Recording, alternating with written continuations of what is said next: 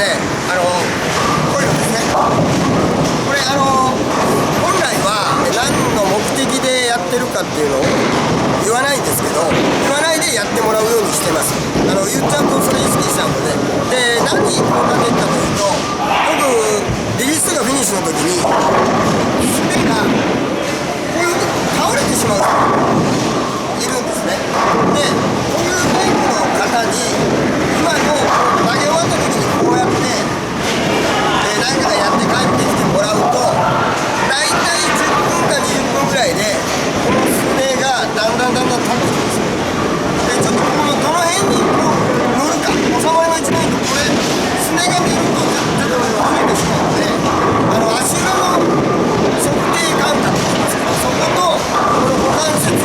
のバランスが良くなる。そこを寝てるから起こすようにってやると、大体みんなこっちにバランス崩れちゃうので、今みたいなトレーニングで本来は、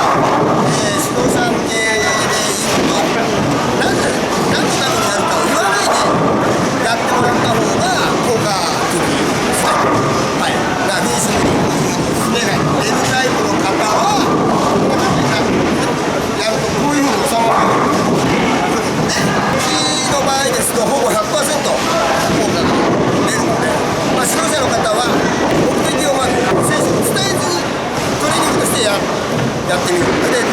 すねが寝ない選手もこれやることで非常にフィニッシュのバランスが良くなるので、トレーニングしてはいかがでしょうか。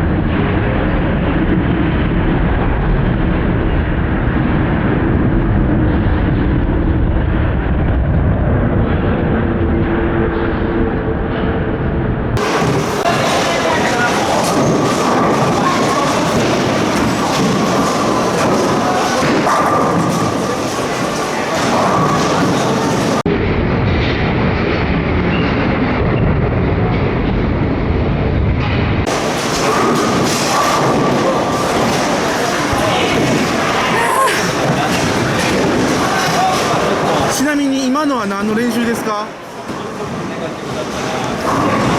丸める練習です。体を丸める練習。はい、ありがとうございます。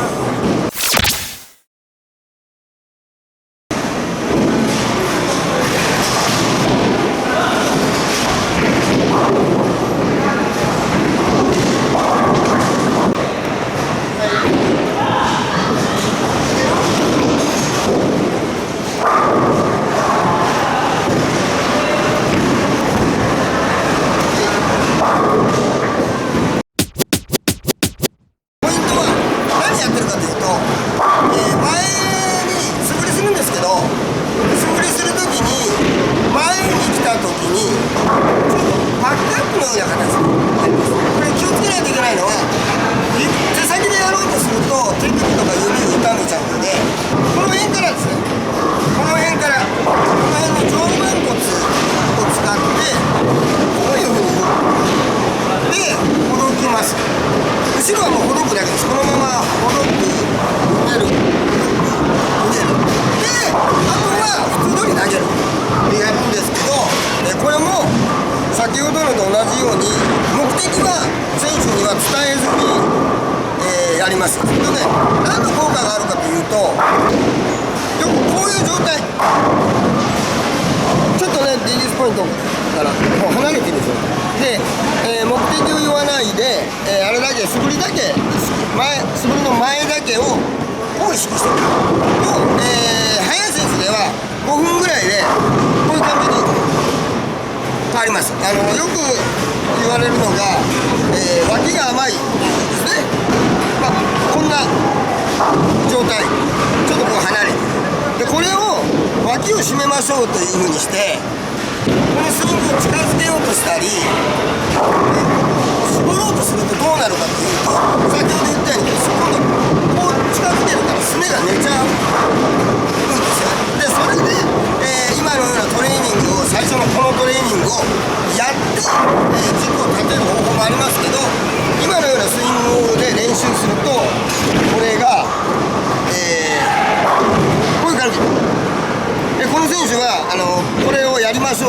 切伝えてないです。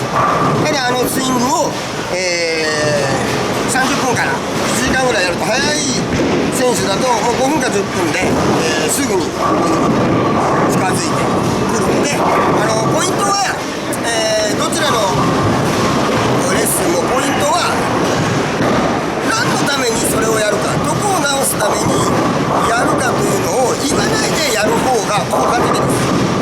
言っちゃうとそれを意識しちゃうので、変な動きって言いますかね、意識することで再現性が落ちちゃうので、違うことを意識して目的である部分を改善していくというやり方としては、この2つは非常に効果的なので、指導者の方がね、ぜひ取り入れてみてください。以上お伝えいたしました。